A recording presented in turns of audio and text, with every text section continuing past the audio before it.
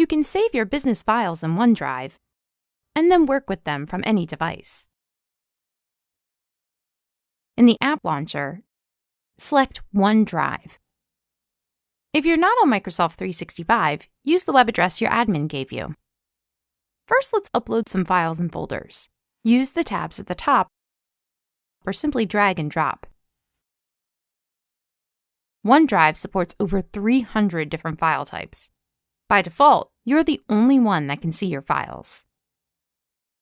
Select any file to open and view or edit it. To share a file, select it and tap the icon. If your organization allows it, you can share with people outside your organization. You control if they can edit the file or just view it. You can also set an expiration date.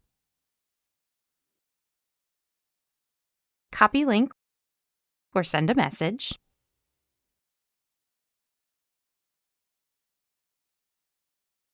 And control when you want to stop sharing.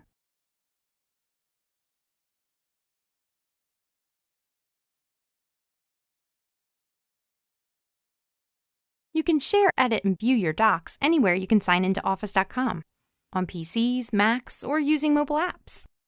And if you make changes, docs will automatically update the next time you connect to OneDrive.